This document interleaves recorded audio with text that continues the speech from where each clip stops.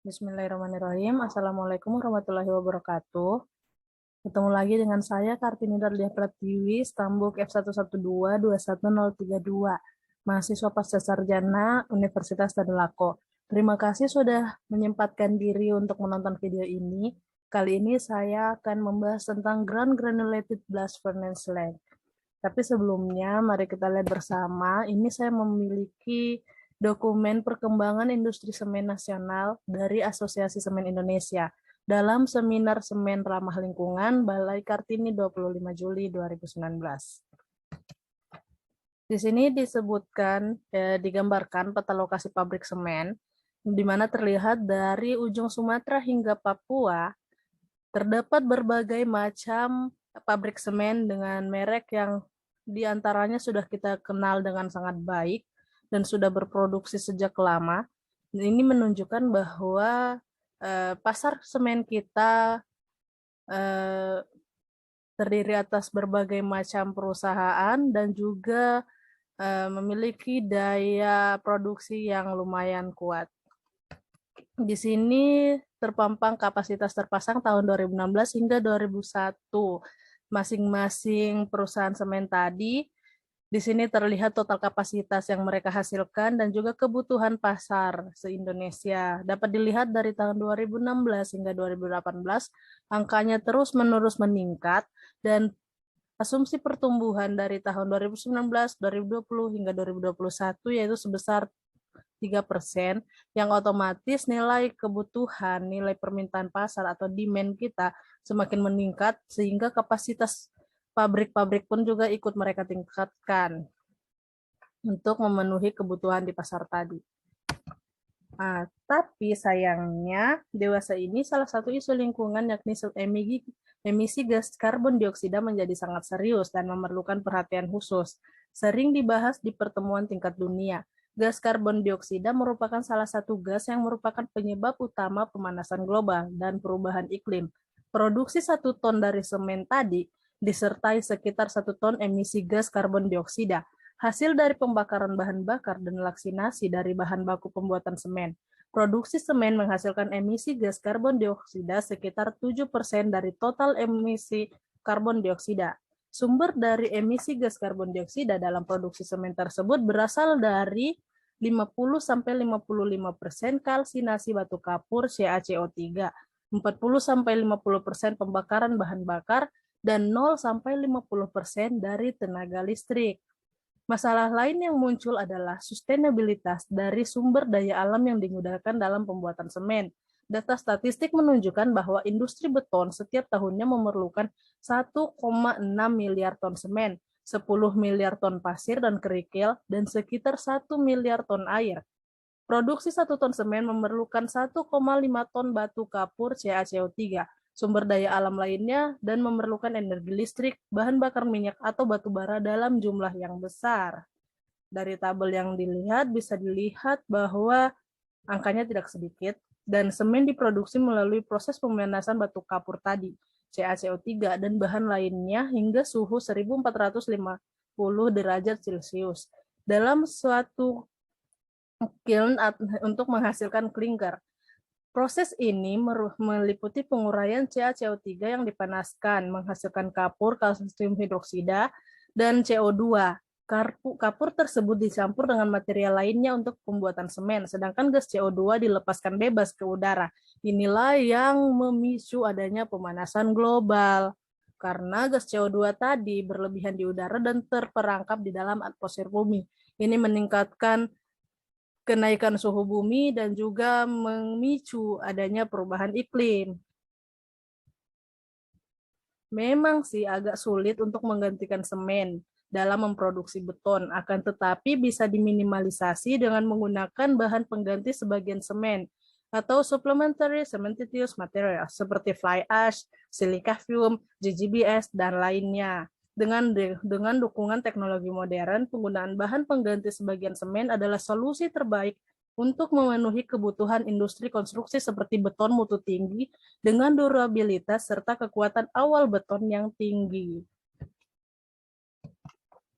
Di Di sini mereka juga melalui dokumen tadi melampirkan total emisi CO2 yang spesifik dibandingkan baseline.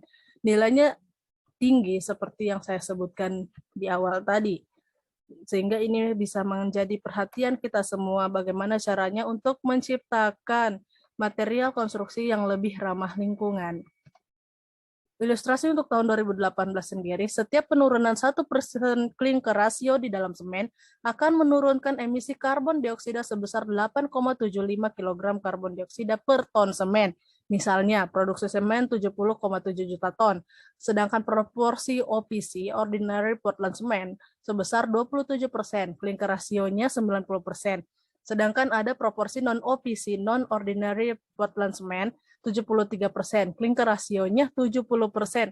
Karena bisa dilihat di sini clinker rasionya lebih turun dibandingkan yang OPC, maka dapat disimpulkan bahwa akan menurunkan emisi karbon dioksida. Nah, potensi penurunan emisi karbon dioksida bila OPC ini digantikan dengan non-OPC adalah sebesar 3,34 juta ton karbon dioksida, yang mana ini adalah angka yang lumayan besar untuk bisa membantu mengurangi dampak terhadap lingkungan tadi. Nah, sekarang kita masuk ke bahan tambah sebagai pengganti bahan pengganti sebagian semen. Salah satunya adalah GGBS atau Ground Granulated Blast Furnace Slag. GGBS adalah produk buangan pada proses pembuatan besi, yang mana senyawa utamanya terdiri dari SiO2, CaO2, Al2O, dan MgO. Mirip dengan senyawa utama pembuatan semen. Di tabel ini bisa dilihat bahwa GGBS mempunyai bahan penyusun yang serupa dengan semen, hanya saja dalam jumlah yang berbeda, sehingga GGBS bereaksi ketika ditambahkan dengan air. Akan tetapi, hidrasi awal dari GGBS sangat lambat dibandingkan dengan semen pada suhu pemeliharaan standar, yaitu 20 derajat Celcius. Kenaikan temperatur selama proses hidrasi dari semen menyediakan energi untuk mengaktifkan alkali hidroksil CaOH, yang selanjutnya bereaksi dengan partikel GGBS. Dengan demikian, diperlukan semen atau ion alkali sebagai aktivator untuk meningkatkan reaksi dari GGBS tersebut. Di sini bisa dilihat, ini adalah gambar dari proses pembuatan GGBS tadi. Bahan bakunya yakni biji besi, coke, dan limestone. Dimasukkan ke dalam tungku, kemudian dipanaskan hingga suhu 1500 derajat Celcius. Dua produksi yang dihasilkan berupa besi dan slag dalam bentuk cair. Slag berada di atas puncak karena lebih ringan dari besi seperti ditunjukkan pada gambar tersebut. Di sini bisa dilihat reaksi hidrasi GGBS. Hasil reaksi utama yang terbentuk ketika GGBS dicampur dengan semen dan air adalah sama dengan hasil reaksi ketika hanya semen yang digunakan, yakni kalsium silikat hidroksid atau CSH. Akan tetapi hasil hidrasi GGBS ditemukan lebih bersifat gel dibandingkan dengan hasil hidrasi dari semen saja, sehingga meningkatkan kepadatan pasta. Semakin banyak GGBS yang bereaksi dan dalam proses hidrasi, maka pori yang dihasilkan semakin berkurang dengan ukuran yang lebih kecil. Proses hidrasinya bisa dilihat seperti pada gambar. Hidrasi sekunder atau hidrasi lanjut dari semen menghasilkan CaOH2 dalam pasta atau beton. Pozzolanic reaksi dari GGBS menggunakan CaOH2 dari hidrasi semen untuk menghasilkan senyawa CSH tambahan. Mekanismenya bisa dilihat bahwa kalau misalnya yang pertama semen ditambah air, dia menghasilkan CSH dan juga CaOH2, NaOH, dan KOH sebagai zat sisa tadi. Sedangkan kalau GGBS ditambahkan air, dia menggunakan bahan sisa tadi seperti CaOH2, NaOH, atau KOH, menghasilkan (NKSH). Nah, terus ini kita bisa melihat kelebihan dari penggunaan GGBS sebagai bahan tambah dalam semen Portland biasa. Yang pertama, otomatis dia menggunakan penggunaan Ordinary Portland Cement, di mana Ordinary Portland Cement tadi memiliki emisi CO2 yang cukup tinggi. Terus yang kedua, dia setting time yang lebih panjang. di mana setting time ini bisa sangat membantu dalam proses pengecoran dan lain sebagainya. Setting time yang tinggi memungkinkan untuk kita mengecor dengan waktu yang lebih panjang. Dalam jurnal yang ditulis oleh The Suresh dan K. Nagaraju, seorang ilmuwan India, mereka mengatakan bahwa setting time pada GGBS lebih panjang sekitar 30 menit dibandingkan pada semen biasa. Terus yang kedua, yang selanjutnya yaitu nilai Islam yang lebih konsisten. Nah, karena setting time-nya yang lebih panjang, maka nilai Islamnya juga lebih konsisten. Terus juga dia bisa mereduksi penggunaan air. Bisa dilihat pada gambar tersebut perbedaan hidrasi dari semen biasa dan semen dengan GGBS. Yang selanjutnya adalah pertumbuhan kekuatan beton. Bisa dilihat yang warna biru paling muda itu dengan 0% GGBS. Yang birunya agak terang tapi di tengah-tengah itu 30% GGBS dan biru yang paling terang adalah 70% GGBS. Bisa dilihat pada suhu 0 derajat, persentasi compressive strength-nya adalah sama, yaitu 100%. Tapi ketika suhunya mulai naik, semen dengan 0% GGBS dan 30 GGBS mulai menunjukkan penurunan persentase compressive strength. Begitu pula pada temperatur 600 dan 900. Semen dengan 70% GGBS memang juga mengalami penurunan, tapi tidak sesignifikan dengan semen yang memiliki kandungan 30% GGBS dan 0% GGBS. Sehingga bisa dipastikan bahwa kekuatan semen dengan jumlah GGBS yang lebih besar itu bisa lebih tinggi. Nah, menurut dari sudut pandang sustainability atau keberlanjutannya, ini saya mengutip langsung dari jurnal The Suresh dan K. Nagaraju. Mereka mengatakan bahwa ground granulated blast furnace slag or GGBS is one of the greenest of construction materials. It is only raw materials is a very specific slag that is a byproduct from the blast furnace manufacturing iron. Manufacturing of GGBS utilize all of the slag and produce no significant waste, as well as the environmental benefit of utilizing a byproduct.